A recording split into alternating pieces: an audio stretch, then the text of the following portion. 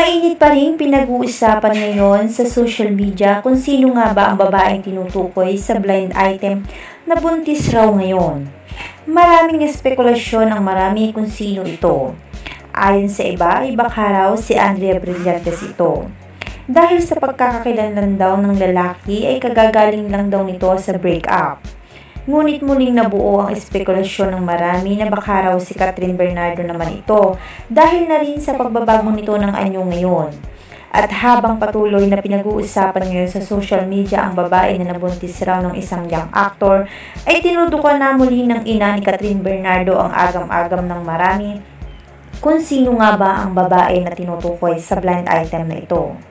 Ayon sa nag-interview sa kanya at base na rin sa aming mga nakalap na impormasyon ay ang anak raw nito na si Catherine Bernardo ang buntis. At nasa stage raw ito ng paglilihi ngayon. Masakit daw para kay Catherine ang mga pangyayari dahil kung kailan magkakaroon siya ng anak ay saka sila naghiwalay ni Daniel. Mas pinili daw ni Catherine ngayon ang inlihim na lang ito dahil ayaw niyang madamay pati ang magiging anak niya sa issue na kinakaharap nila ngayon ni Daniel.